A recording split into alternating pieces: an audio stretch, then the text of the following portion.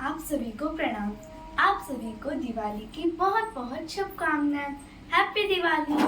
तो हमारे यहाँ पर दिवाली 6 से 7 दिनों की मनाई जाती है और उनके बारे में मैंने इंफॉर्मेशन जो भी है वो एक दूसरे वीडियो में शूट किया है, क्योंकि अगर मैं उसको इस वीडियो में बताती तो वीडियो बहुत ज़्यादा लंबा होता था। तो इस वीडियो में मैं आपको दिवाली की कथा और एक विशेष तिथि बताने वाली हूँ, जिससे लक्ष्मी माता का आपके घर पे आगमन हमेशा होता रहेगा। तो वीडियो पूरा देखिएगा और बीच पे स्किप मत कर दीजिएगा। दिवाली के त्योहार के दिन हमें सुबह ब्रह्म मुहूर्त पर उठकर नहा धोकर सब जगह साफ सफाई कर लेनी है। फिर हमें सब लोगों को नए नए वस्त्र पहन लेने हैं, बड़ी बड़ी रंगोलियां बना लेनी है और अपने घर को पूरी तरीके से सजा लेना है, क्योंकि लक्ष्मी माता को सजा हुआ घर बहुत ज़्यादा पसंद है। इसलिए आपसे जितना हो सकता है उतना हमें अपने घर को सजा लेना है। उसके बाद फिर शाम को 6 बजे हमें माता लक्ष्मी की पूजा करनी है। वैसे तो दिवाली का सारा ही समय बहुत शुभ है, लेकिन माता लक्ष्मी की पूजा हमें शाम को करनी चाहिए, इसलिए हमें शाम को पूजा शुरू कर देनी है। हमें पहले एक चौकी पर पीला वस्त्र बिछाना है। पीला वस्त्र हमें इसलिए बिछाना है क्योंकि माता लक्ष्मी विष्णु जी की पत्नी है और विष्णु जी को पीला रंग बहुत ज्यादा पसंद है, इसलिए हमें चौकी पर पीला रंग बिछाना है। अगर आपके पास पीला वस्त्र नहीं है तो आप लाल रंग का भी कोई वस्त्र बिछा सकते हैं। फिर पीला वस्त्र बिछाकर आपको माता लक्ष्मी की, गणेश जी की और कुबेर जी की प्रतिमा या फिर मूर्ति आपके पास जो भी हो वहां पर उन्हें स्थापित कर लेना है। फिर गौरी गणेश सहित आपको एक कलश बनाना है और उसे भी वहां पे रख देना है। फिर आपको 2 चीज बहुत ही ध्यान से रख लेनी है। एक है धनतेरस के दिन लाई हुई झाड़ू और दूसरा सूखा धना। उसे हमें एक प्लेट में निकालकर उस पे 1 रुपए का सिक्का डालकर वहां पर रख देना है।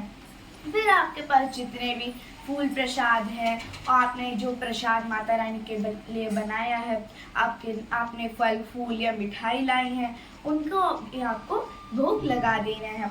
फिर सब परिवार बैठकर आपको उन सब भगवानों की पूजा कर लेनी है। फिर आपको वहाँ पर कुछ सोने के आभूषण भी रखना है। कुछ लोग हैं जिनके पास सोने के आभूषण नहीं है, तो जो भी आप पहनते हैं, जैसे हाथ में आप अंगूठी पहनते हैं, कान में आप इयररिंग्स पहनते हैं, उन्हें भी आप उनकी पूजा करके वापस पहन सकते हैं। लेकिन सोने की पूजा अवश्य कीजिएगा, क्योंकि लक्ष्मी माता ही सोना है और सोना ही लक्ष्मी माता है। अब मैंने जैसा आपको बताया कि लक्ष्मी माता को सजा हुआ बहुत ही ज़्यादा पसंद है, इसलिए आपसे जितना हो सके आप उस पंडाल को सजाइए। जैसे आप आम के पत्तों की और अशोक के पत्तों की तोरण बना सकते हैं, अलग अलग प्रकार की। आप उसे अपने मुख्य द्वार पर लगाइए और तुलसी माता के पास लगा सकते हैं और पंडाल में लगाइए, मंदिर में लगाइए। बड़ी बड़ी रंगोलियाँ बनाइए, झालरें लगाइए और अपने घर पे नए नए चीज़ें लाइए और ऐसे अपने घर को पूरी तरीके से सजा दीजिए, ताकि माता लक्ष्मी आपसे, आपकी सजावट से प्रसन्न हो और आपके घर पर हमेशा आगमन करती रहे। फिर सारे परिवार के साथ पूजा करने के बाद आपको दीपदान करना है। आपको एक थाली में बहुत सारी दीपक ले लेनी है और अपने पूरे घर पे एक एक दीपक को, एक एक भगवान का नाम लेते हुए पूरे घर में रख देना है। उसके बाद दीपक रखने के बाद मैं आपको बताती हूँ वो विशेष विधि, जिसको करने से आपके घर पे हमेशा माता लक्ष्मी का आगमन होता रहेगा। वो विधि ये है कि आपको अपने मुख्य द्वार पे यानी मेन एंट्रेंस पे उसकी बीच में आपको स्वास्तिक बना लेना है। फिर आपको हल्दी कुमकुम लगा देना है। फिर आपको वहाँ फूल रखकर एक नारियल रख देना है और वहाँ पर अगरबत्ती लगा देना है। फिर आपके जो दूसरी मेन एंट्रेंस की चौखट रहेगी वहाँ पे भी आपको ऐसा ही करना है। कुछ लोगों के घर पे पीछे से भी दरवाज़ा रहता है और अगर आपके घर पे भी पीछे से दरवाज़ा है तो आपको वहाँ पर भी ऐसे कर लेना है, लेकिन नारियल आपको सिर्फ अपने मुख्य द्वार पर रखना है। उसके बाद दीपदान हो गया, विशेष विधि हो गई। उसके बाद ये सब करने के बाद अब मिठाइयाँ खाइए, अपने परिवार के साथ पटाखे फोड़िए और मस्त मज़े करिए। और एक और बात, अगर आपको क्या नहीं करना है तो आपको उस समय पूजा के बाद आपको झाड़ू नहीं लगानी है। आपको अगले दिन ही वो जो आपने पंडाल बनाया है उसे उतारना है।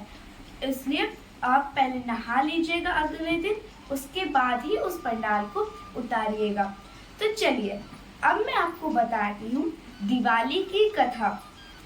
तो एक साहूकार की बेटी थी, वह हमेशा पीपल को सींचने जाती थी और हमेशा लक्ष्मी माता से मिलती थी। एक दिन लक्ष्मी माता ने साहूकार की बेटी से बोला, क्या तुम मेरी सहेली बनोगी? तो साहूकार की बेटी ने बोला, मैं अपने पिताश्री से पूछती हूँ और तुम्हें कल बताऊंगी। फिर साहूकार की बेटी घर जाकर अपने पिताश्री को सब कुछ बताती है।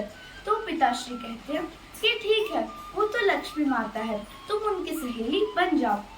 फिर साहूकार की बेटी और लक्ष्मी माता अच्छी सहेलियां बन जाते हैं। फिर एक दिन लक्ष्मी माता साहूकार की बेटी को अपने घर भोजन का न्योता देती है। फिर साहूकार की बेटी अपने पिताश्री से पूछती है, तो पिताश्री कहते हैं कि पहले अपने घर का सारा काम कर लेना, उसके बाद ही अपनी सहेली के घर जाना। तो साहूकार की बेटी घर का सारा काम कर लेती है। उसके बाद फिर अपनी सहेली लक्ष्मी माता के घर जाती है।